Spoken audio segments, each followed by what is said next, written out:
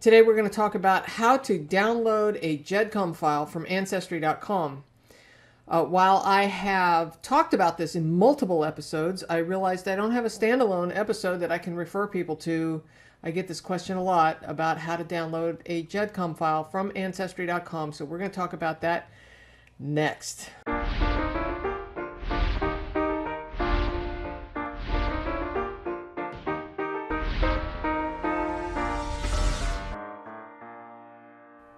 Okay, so we've jumped over here to the computer, and just a couple things about a Gedcom file. What is it? It is an old technology that is still in use today, and it's still fine. It's just a way of downloading the data from your genealogy software.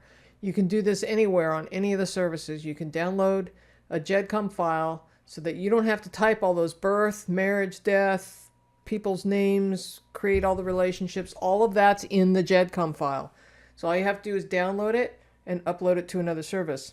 And then the only thing you really need to know is you cannot download, when you download the Gedcom file, it's not bringing with it the images, your notes, or any of the documents. So if you are on Ancestry and you've attached a census record or a birth record or anything, you've attached it to one of your ancestors, the only information that's going to come down in the Gedcom file is the actual physical data that is in the field. So the birth, death, marriage, military, all that kind of stuff. The data that's typed into the fields is what's going to come down. The rest of it's going to stay there. So one of the things I suggest you do is if you want all of the records, then download them manually to your computer.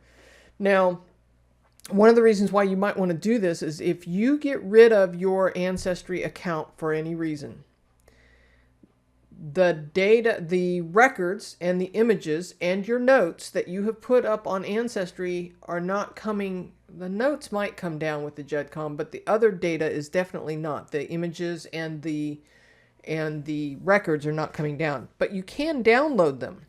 So if you, for any reason, are going to discontinue your membership at Ancestry, you can, but it's going to take some time, but you can run around to all of your ancestors and download those files. And I highly recommend that if you're going to do that, you watch my episode about good filing habits from the start. So that you actually file everything properly in surname folders, and then in those surname folders, within those surname folders will be the individual person's folders, and you can download those documents into that. It's a little bit of work. There's no easy way to do that.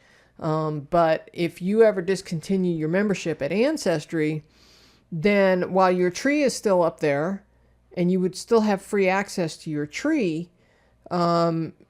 you would not be able to get to those documents that are behind the paywall. Now, the stuff that is already free at Ancestry, you would be able to get to. But if it's something like a specific record, say from a Civil War record or something that Ancestry had to pay for, and you're not paying for the subscription, then you're not going to be able to download that after you kill your prescription at Ancestry. I'm not saying you should do that because I'm a big believer in Ancestry. I support them and their efforts completely, and they're not paying me to say this. I'm just saying.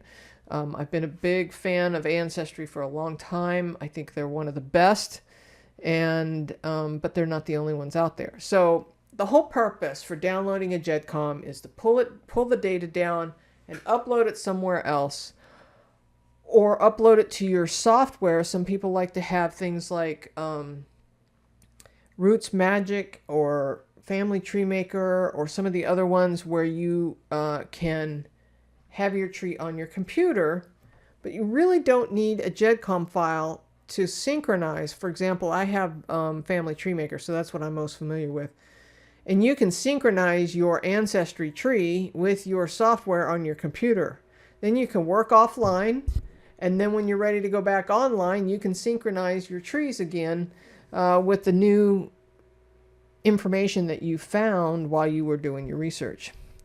So long story short, if you want to download a Gedcom file from Ancestry, you can do so this way. So here's what you do. So I'm in my tree. So you go over to your tree name and you look at the tree settings. And once you're in the tree settings, you can scroll down and it says manage your tree. Export my family tree data as a Gedcom file to your computer. So you hit export and it starts generating this file.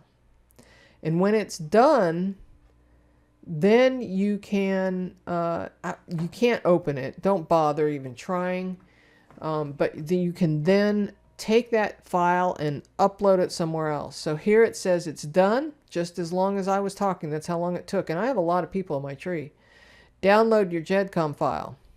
So now you need to pay attention to where it's downloading. Most people's computers default to the download file.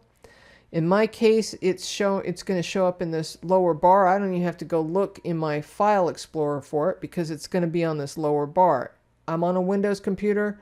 Sorry, Mac users, I have no idea. So if I right click here, right click, I can say show in folder if I want to see where it's at. So actually all I need to do is go and look in the folder in which it's at.